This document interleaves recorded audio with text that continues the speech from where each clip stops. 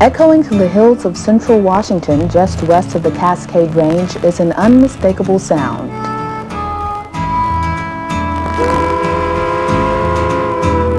A sound that rings familiar to rail fans around the world. The whistle of a steam locomotive. And as this locomotive thunders down the tracks past one of America's most famous mountains, its passengers soon realize why it's called the Mount Rainier Scenic Railroad.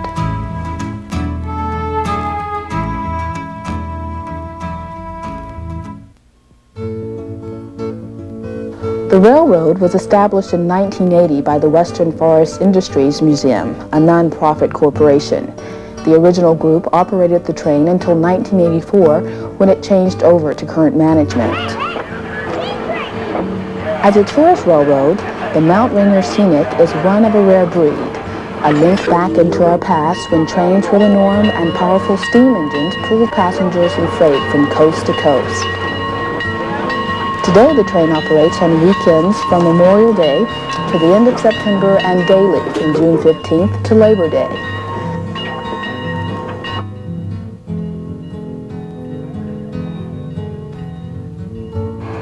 After careful maintenance and routine checks are performed by the dedicated staff who run the operation, the train is ready for its first run of the day. Anticipation runs high amongst people who have arrived from all over the country to ride this historic railroad. Many are riding a steam locomotive for the first time, while others, who remember the days when trains were still a means of daily transportation, anticipate stepping back in time to get reacquainted with an old friend.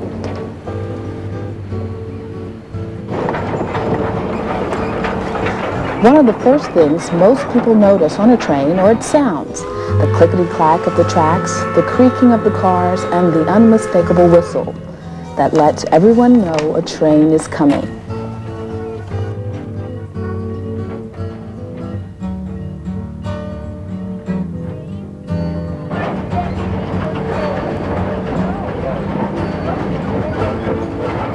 The railroad operates on tracks leased from Weyerhaeuser Corporation and runs a 14-mile stretch from the beautiful little town of Elbe, Washington to Mineral Lake and back.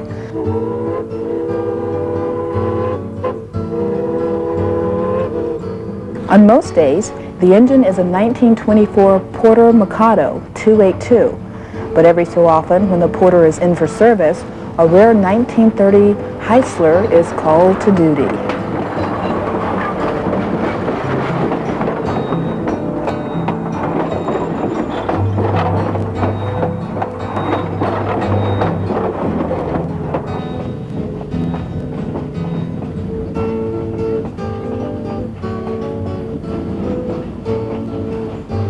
The scenery quickly turns to beautiful emerald green hills covered with towering evergreen trees. Wildlife is abundant.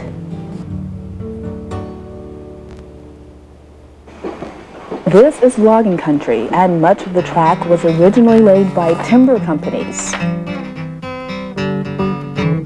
In this corner of the country, trains and logging have a rich and colorful history dating back to the 1880s when steam first arrived in the woods.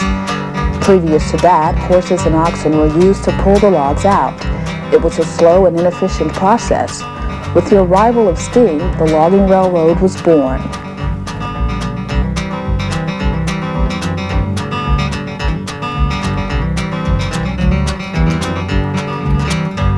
Early operations were crude and often consisted of a mile or two of track laid from the river's edge to the logging site.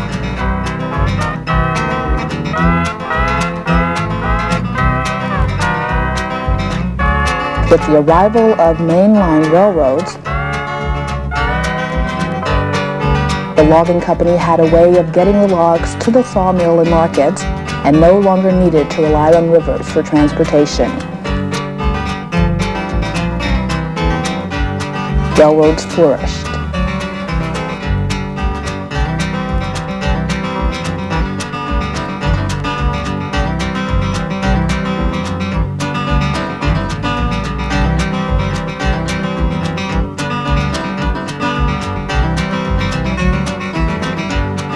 On the often flimsy and steep tracks laid in the woods, the preferred engines were gear type, manufactured by companies like Shea,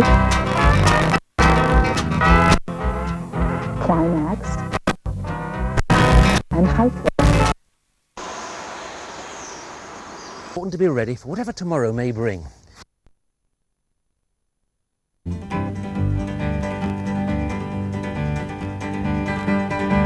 The work was hard and often dangerous, but none sought employment outside the woods as long as it was available. As trains slowly gave way to modern diesel trucks in the 50s, the era of railroad logging became history. As the locomotive slowly chugs by reminders of logging days gone by and over crystal clear streams, passengers eagerly await their first views of spectacular Mount Rainier. Then suddenly, as the train crosses the beautiful Nisqually River Bridge, the mountain appears from behind the foothills. At 14,410 feet, Mount Rainier is the highest peak in Washington State and the fifth highest mountain in the continental USA.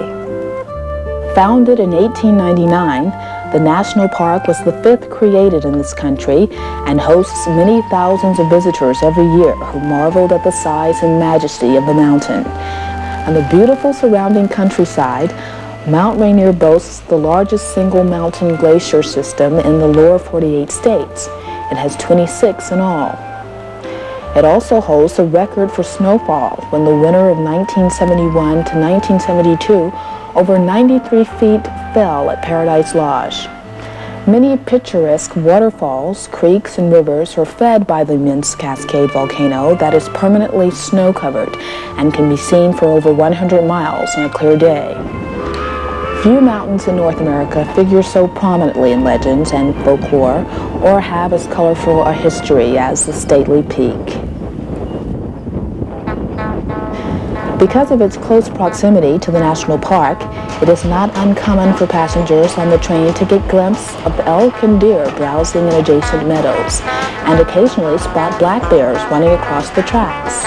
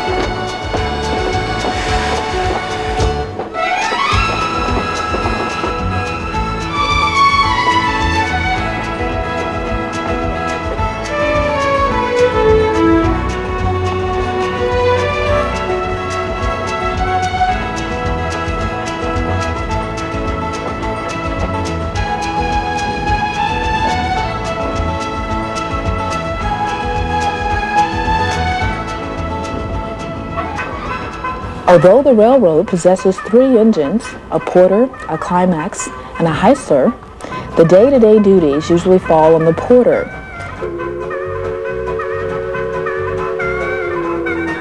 This engine was originally built in 1924 by the H.K. Porter Company of Pittsburgh, a company known more for its small and narrow-gauge engines. At 71 tons, the 282 Mikado, used by the Rainier Scenic, is thought to be the largest of its make currently in operation.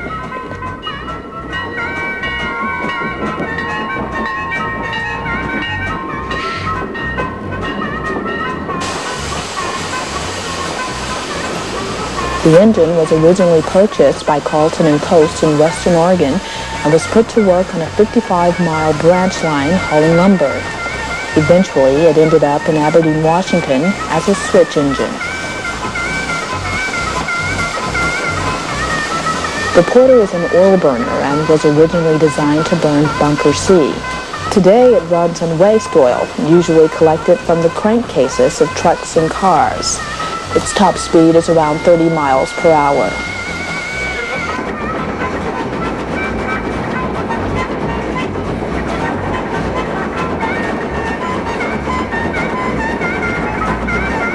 After its stint at Aberdeen, Carl Schaefer of Schaefer Brothers Lumber Company put the engine on display at his ranch near Montesino.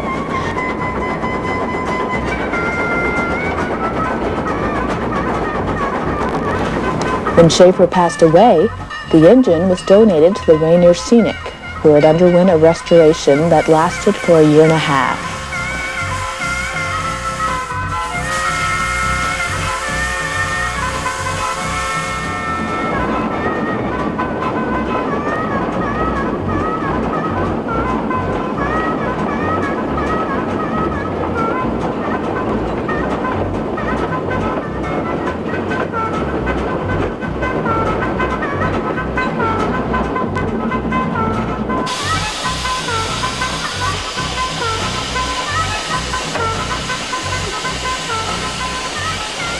Old steam engines like the Porter are proof that the familiar saying, "they don't build them like they used to," is so true.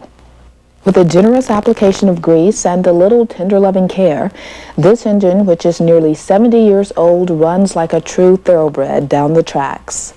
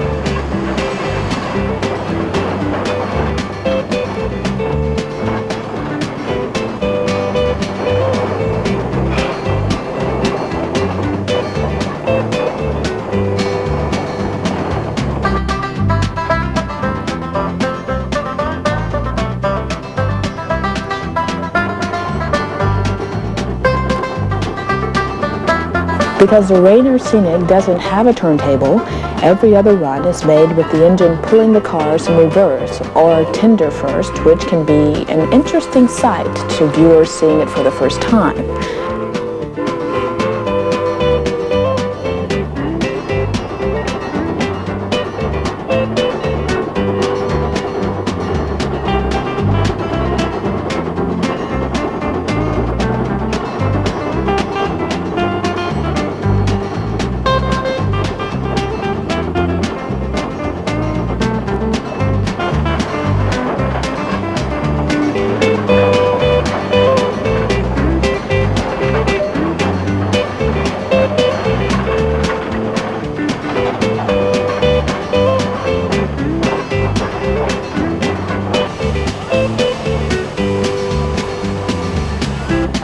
Passenger cars came from the Southern Pacific and were used in the Bay Area as commuter cars.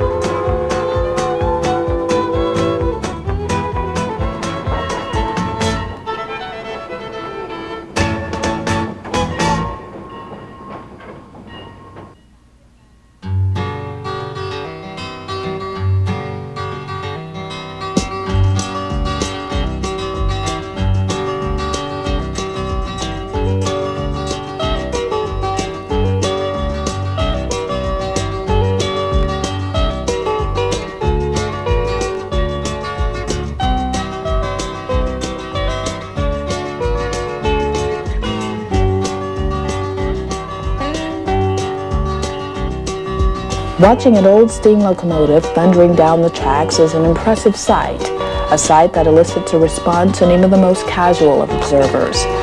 For here in front of our eyes is an important piece of American history.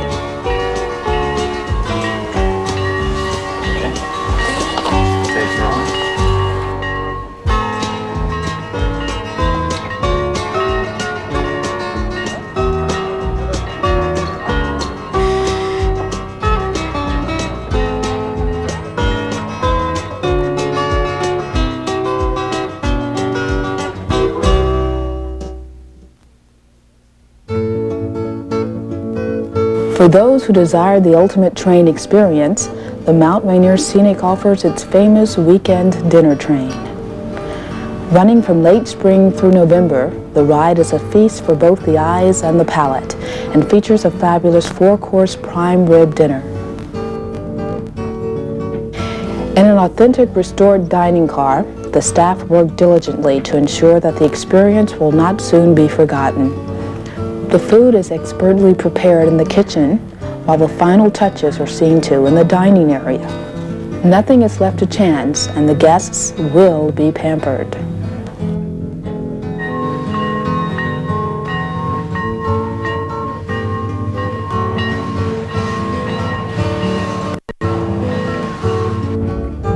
The train leaves in the early evening and runs a 40-mile trip from Elby to Morton and back. The ride lasts 4.5 hours and travels through the scenic foothills of the Cascade Mountains.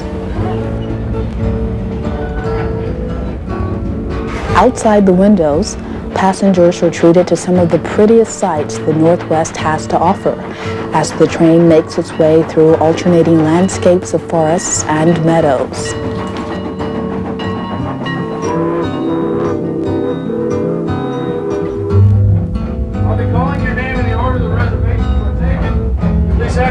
Ready, and Charlie here will punch a ceremonial hole in them. Larson?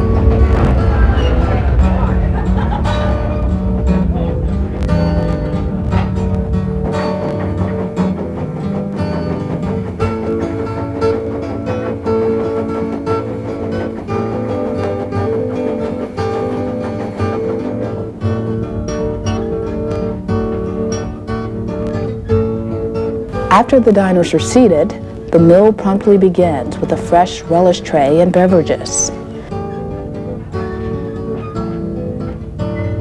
The expert waitstaff keep the guests happy by attending to their every needs. As dining experiences go, this is one that Shirley rates very highly, for no in-city restaurant could ever match the spectacular scenery and wonderful ambience offered on a real dinner train.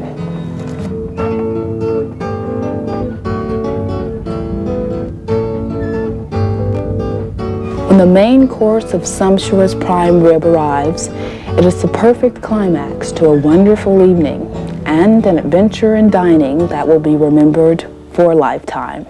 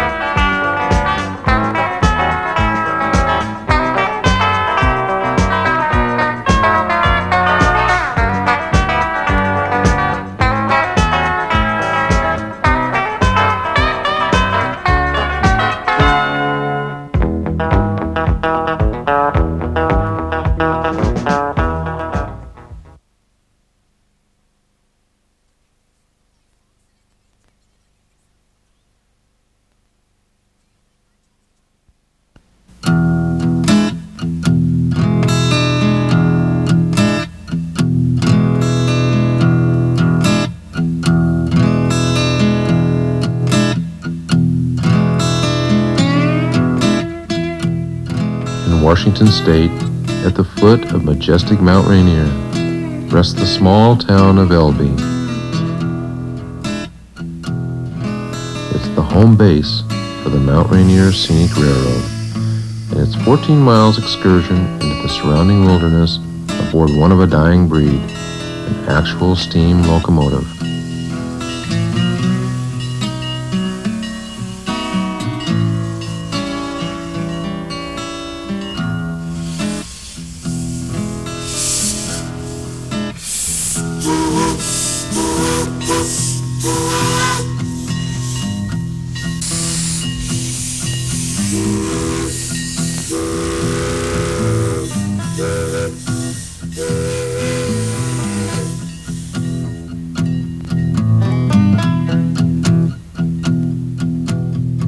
Borobeck usually rides in the cab, where he is the engineer of a 1924 Porter, 3 times a day, 3 days a week. People come from all over the world to see and hear him talk of what it's like to be the engineer of a steam locomotive. Harold tells them of how the 71-ton engine was built in Pittsburgh for the Carleton and Coast Railroad, and is believed to be the largest porter existing. But he tells them something else too. He speaks of pride and dedication, of a love affair with the rails.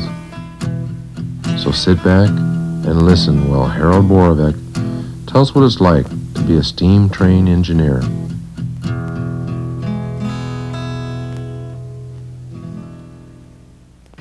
But I was 16 when I went to work for the railroad, and still in high school, and I've been messing around with them ever since.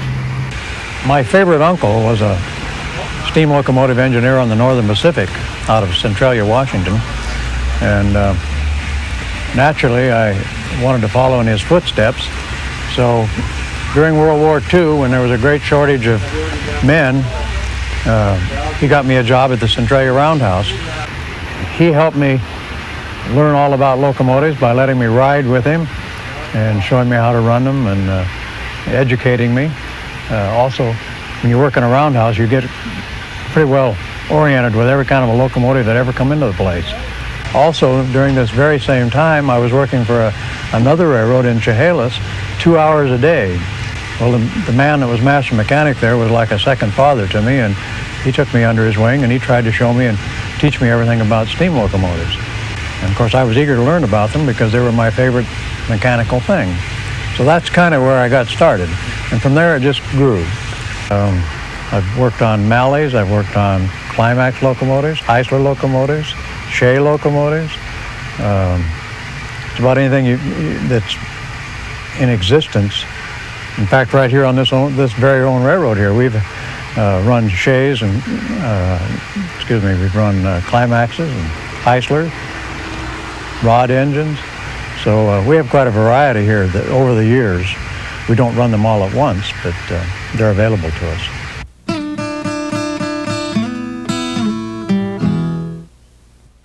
The fireman, he handles the oil controls that control the heat and temperature of the boiler.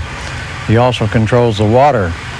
So what he does is maintain steam pressure so that I have power to run the train. He makes the steam and I take it away. Now, of course, you notice the fireman, he does all the greasing and gets it ready to go, prepares it for the trip. We have to make sure we've got fuel, water, grease, supplies like that, so that we have an adequate supply for the day. As far as water is concerned, a whole lot depends on the size of the tender and the train you're pulling. Now, on the main lines, they probably had water tanks every 30, 40 miles, but they didn't always use them. I mean, you could skip them, depending on tonnage. Now, passenger trains, they would go long distances between water, maybe 100 miles.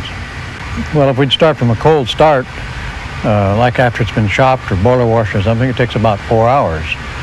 But overnight, when we come to work in the morning, it still has a certain amount of steam pressure left on it, like 50 pounds, and we're ready to go in an hour and a half. The only time we kill it is when we take it in for a boiler wash, which is about every 30 days. Well, we ordinarily operate at, say, 170 pounds, but it'll move at 125. It takes about 125 pounds to operate the air compressor, so we have brakes.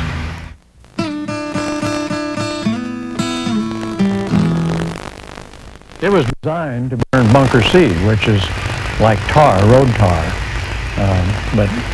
And it was built that way when it was originally constructed. However, bunker C is hard to obtain. It's hard to handle because it's necessary to heat it so it's fluid and mobile. Otherwise, it sets up like tar. And so it's incomprehensible that we could handle it at this stage of the game. So we have found that by burning waste oil, drainings from crankcases of big trucks or automobiles either, works fine. It's in a fluid state. It burns very similar to bunker C. Of course, wood, they found out right off that wood was unsatisfactory because it took tremendous amounts.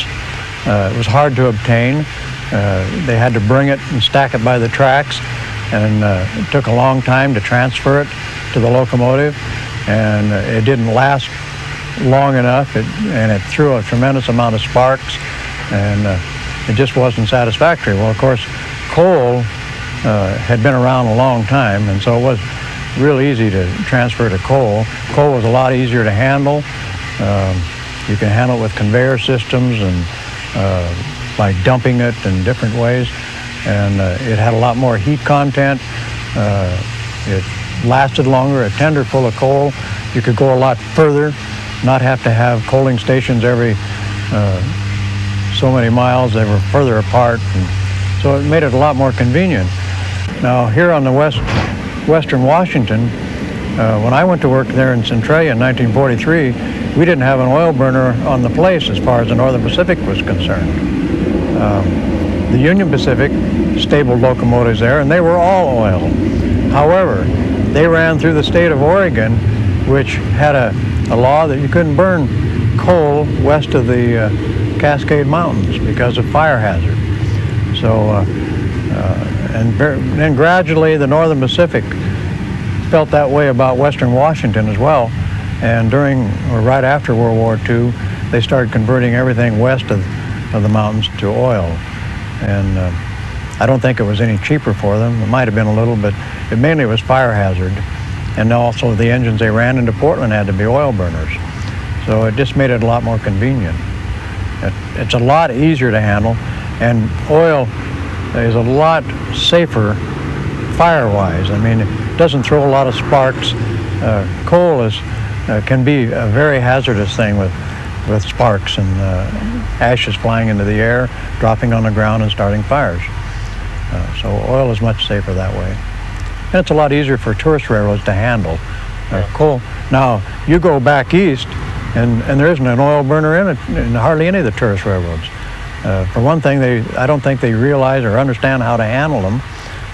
There's been one or two back there, and most of them they converted them to back to coal because they said they didn't function properly. Well, it's just because they don't understand them, I think. It's kind of, you have to be familiar with a product and a machine in order to make it work. But we wouldn't have it any other way.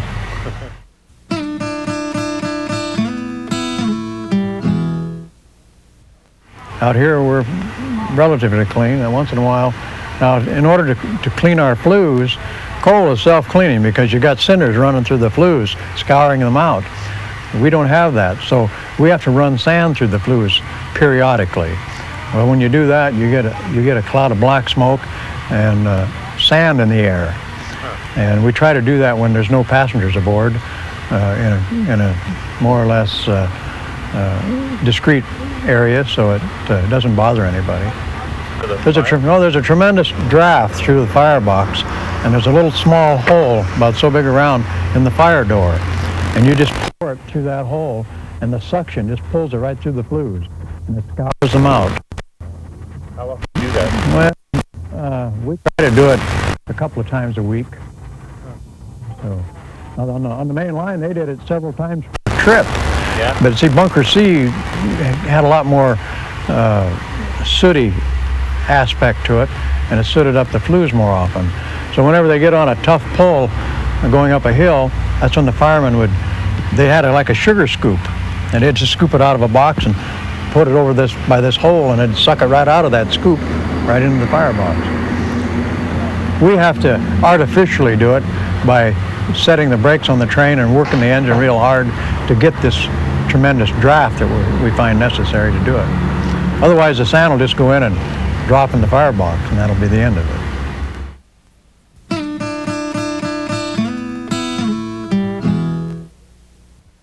If it has a little steam on it, it's very simple. You have to have steam or air to atomize the oil. That means to spray it, to make it kind of into a fog. And so as long as it has 20 pounds of steam pressure, you can fire it off. So mainly the first thing you do is open up all your steam lines because at night you shut everything off. And so you open them up and you run steam through them to warm up the pipes so that the steam that comes out doesn't condense, turn to water. So you've got to have steam in order to atomize the oil. It won't work with water or hot water. So you get all of the atomizer line nice and warm by just running steam through it. It'll first come out as water because the pipe is cold and the steam will condense.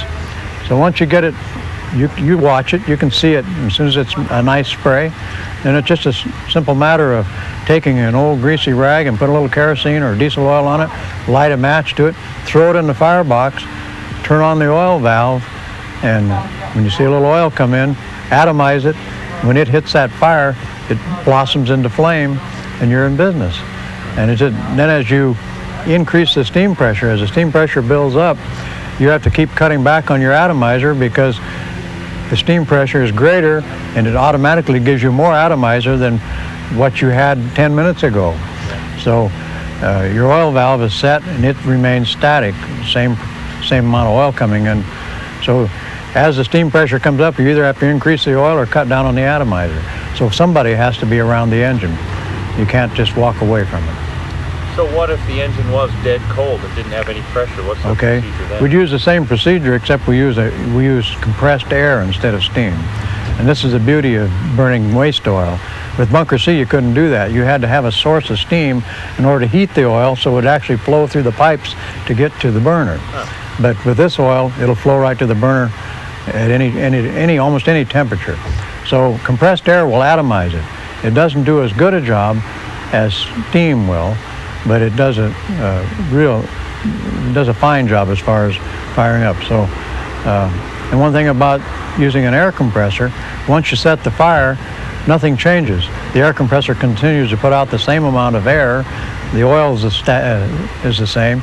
So you can actually go away from that a little further and be gone a little longer than you can when you're using steam.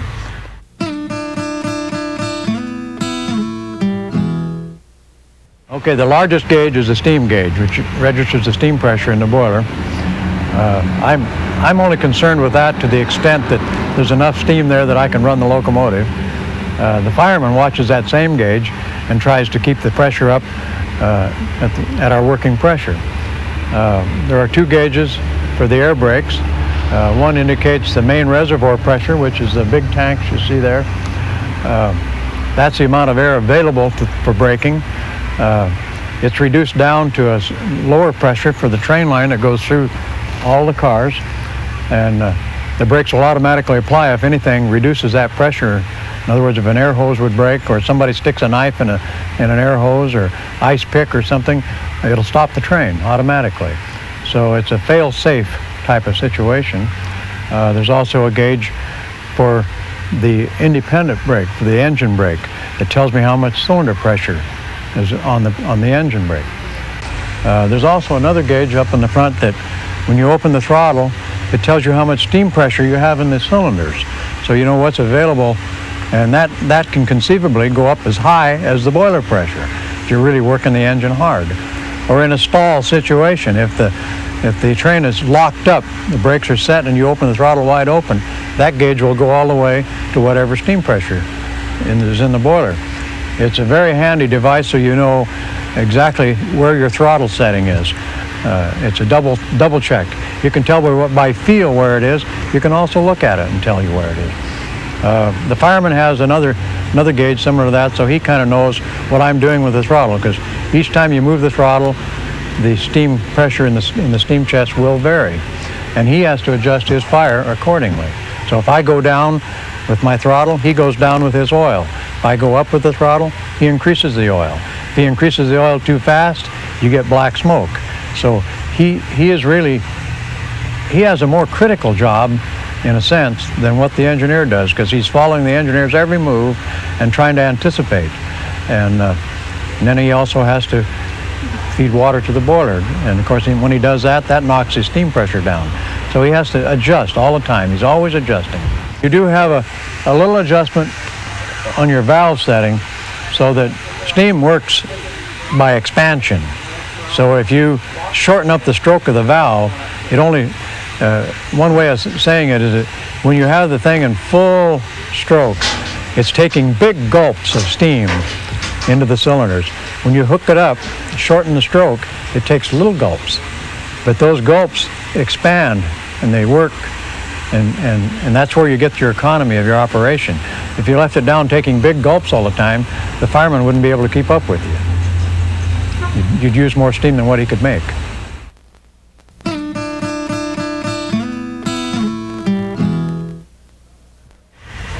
It's not a matter of rust. Well, and there's a certain amount of rust takes place, but it's more of a matter of boiler scale. When you evaporate water, the impurities in the water stay in the boiler. You use the steam off of it, and these impurities collect in the bottom of it. So as we leave here or fire up each morning, we open a blow-off cock, and it blows a lot of that stuff out. But every 30 days, you have to take it to the shop and wash it out. Now, to cut down on the amount of impurities, we add boiler treatment to the water. We have a couple of different chemicals we put in there. One that reduces the amount of oxygen in the water, and the other one that keeps the solids in a suspended state. Instead of collecting on the sides of the boiler and all the stay bolts and flues and so on, it keeps them mobile. And then when you blow it out, they go off into the air, into the woods.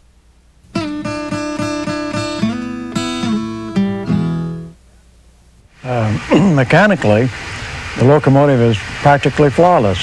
Of course, each year or annually, you subject it to a hydro test to make sure that it's still got its original strength or close to it by using water, and you pressurize it to 1 1/4 times of what the working pressure is. So if it's gonna blow, we hope it blows then.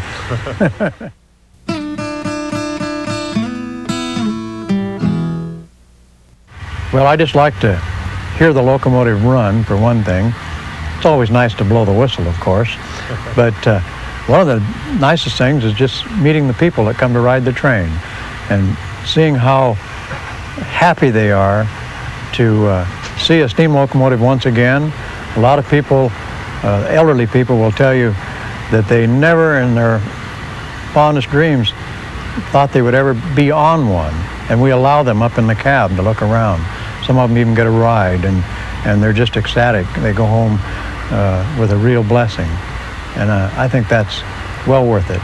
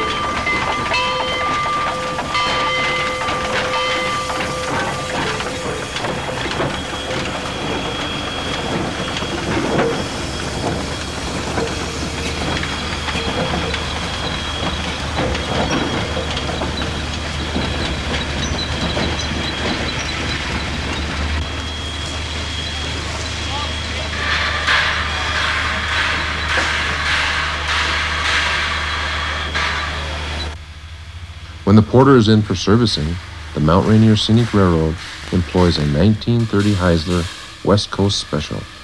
It was built to haul logs around the Pacific Northwest, weighs 90 tons, and operates at 185 pounds pressure per square inch. It offers a rough ride, but climb aboard and enjoy the trip.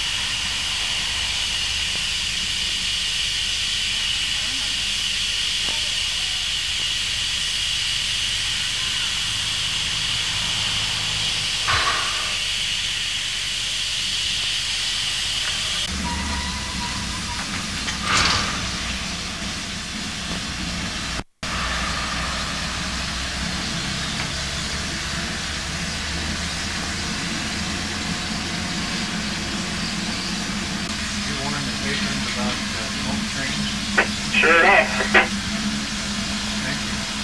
You bet. Bo's gonna let them know about this, I'm all anyone. I'm all right,